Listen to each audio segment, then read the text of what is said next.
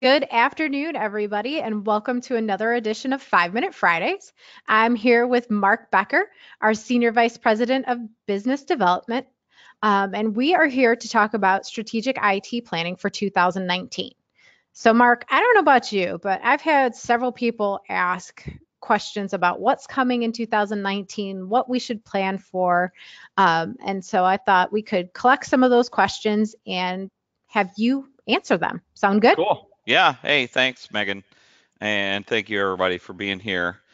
Um, we've been working on some exciting projects this year, and a lot of them have to do with mergers and acquisitions. So, a lot of companies are buying other companies, and they're bringing their Active Directories, their data centers, their Exchange, all that together. And we've been doing a lot of that. So that's kind of one of the big things. You've seen it in the news. What does it involve? Well, first of all, Active Directory, Exchange. There's migrations involved. There's the data centers. In our case, we've helped companies come into new relationships with managed service providers. And so all of that is being done lately, and I got to tell you, it's not simple. Mm-hmm. There's certain knowledge you have to have about both organizations. Migration is especially complex, and we've written some very complex migration routines to do that. So it's not just click a button here and drag the files over there. There's really a lot of complexities, and It's not that's that where Staples easy button. no, it's man, sometimes you wish it was, right? But we've written code. I mean, we have developers. We have written code for all the exceptions and if this then that to make sure that migrations are successful. So that's a big thing. Secondly, and maybe this should be first because this gets a lot of the headlines, is security. And security is ever before us. It's happening, um, and you see the headlines all the time with security. It doesn't matter if you're a mom and pop shop, a mid-sized business, or an enterprise. You are dealing with security. And by the way, folks, security comes to you in terms of issues. It's not like you can just sit back and do your own thing. You have to be proactive. So security, what are we talking about? Well, multi-factor authentication. That's big, and that's one way to really deal with security is not just having passwords, but having multi-factors. So it's not just a password, but it's also a phone number. You see Google and others implementing that. Um, Something kind of coming on the horizon that I think is really exciting because we all hate passwords. Let's just say that together. We We hate hate passwords. passwords. All right, we do, and it's hard to remember them. And I'm running out of sticky tabs on my monitor with all the passwords. I'm just kidding. Okay, but you probably are, Maybe. and maybe you're running out of rooms with all the passwords you've saved on top of your monitor, and oh, by the way, underneath your keyboard. Okay. Never. So, Microsoft is coming out with very soon passwordless multi-factor authentication, which is really exciting. It's a key fob, a FIDO key fob. I'm going to throw a term out. I'm not going to define it. We don't have time for that. But just think passwordless security or multi-factor authentication, where you have a little key fob that goes into your USB port, and you get prompted for authentication, and you just swipe your finger on it and you don't have to have a password. Can you say yay? Woo! Yay! All right, so that's a big deal.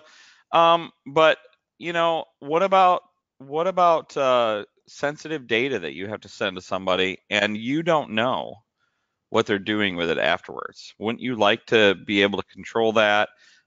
Keep them from putting it on a USB and handing it to somebody else, even though they've signed the NDA, even though. So, a famous president of ours said, trust but verify. So Hmm. yes, you trust them. Yes, they've signed the NDA, but you have a thing called Azure Information Protection that even though you trust them, it verifies, no, you can't touch that. You're going beyond what we've determined that file uh, to do, what its lifespan is, who gets to see it, et cetera, et cetera. So that's a big deal. All of those things are proactive. So security, like I said, security issues are coming to you. They're not waiting for you to respond. They're coming to you. And so you need to be proactive. Okay. Let's What stop kind there. of trends, well, what kind of trends did we see in 2018 that you see are still going strong here in 2019? That's one of the questions that I've been asked. It it's getting repetitive. It's kind of passe, but it's all true. I heard it in 2013 actually. Cloud, cloud, cloud, cloud.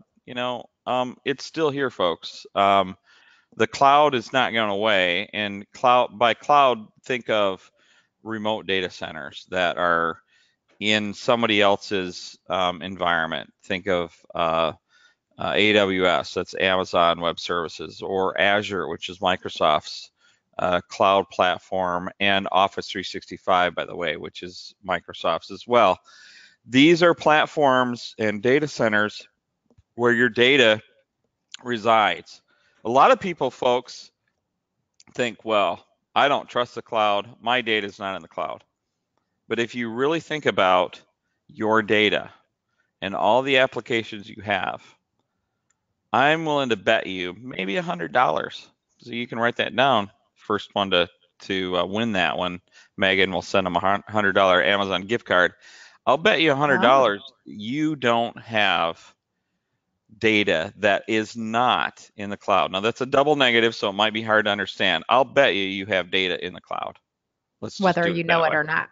Whether you know it or not, whether you're thinking about it or not. How do you do payroll? Are you using a payroll provider? How do you do your 401k? Oh, got ya. Because nobody has a 401k provider of their own, do they? No. Your data is in the cloud. And so when you think about cloud, you've got to just recognize the reality here, folks. You are in the cloud and your data is in somebody else's data center in the cloud. So that is huge. That's number one, cloud everything. And the next kind of big trend, the number two in the 2019 trend list besides the cloud is everything else going to the cloud. So okay, I'm not getting off the cloud yet, but think about your data center itself, where you put your files. Are you using a file share today? Maybe they're going to be in OneDrive tomorrow. Maybe they're going to be in Azure storage tomorrow. Those things are going to the cloud. But here's a few things you probably haven't thought about that you're thinking, okay, yeah, I can ignore that for a while. How about your SQL database that has an application and some web front ends for that SQL database that are not in the cloud, but they're not protected like you can protect them in the cloud? Okay, those are kind of the next up big things that we see in 2019 is moving your applications in your data center to the cloud. We know how to do it, and we have application developers, we have infrastructure consultants, we have all of that, cloud architects. Just think cloud, we know it. Okay. Yeah, especially with the end of life of SQL Server 2008 Yeah. coming up. Remember that $100 bet, because I'm serious on that. You just prove it to me. I bet you're in the cloud. All right. So, one more question that I've had a couple of times is, IT budgets are limited. If you have a limited dollar amount to work with, what are the top 2 to 3 areas in which businesses should invest their IT budget in? So with a limited IT budget, it's a toss up because cloud is kind of in front of everything, but security is a fast second. The thing I would push back on is a little bit is the trends are one thing, but your business is really determining what your priorities are. And maybe I got ahead of myself because maybe you have a question leading to that, Megan. But I got to say, the when you have a limited budget, you focus on your number one business strategy, your number one business priority. That's going to be for you the number one thing.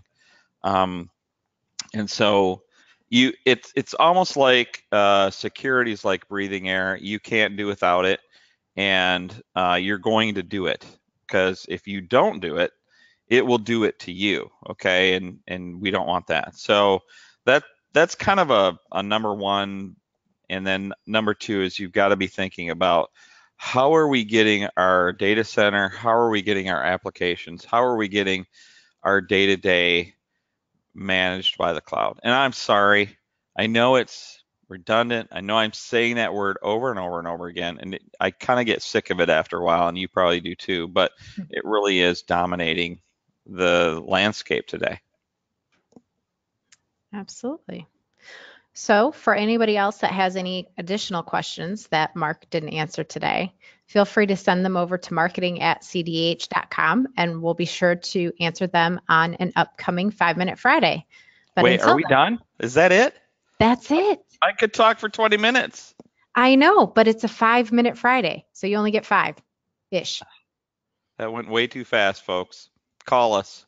Yep. Call us, email us. We'll be sure to answer any of your other questions. Thank you.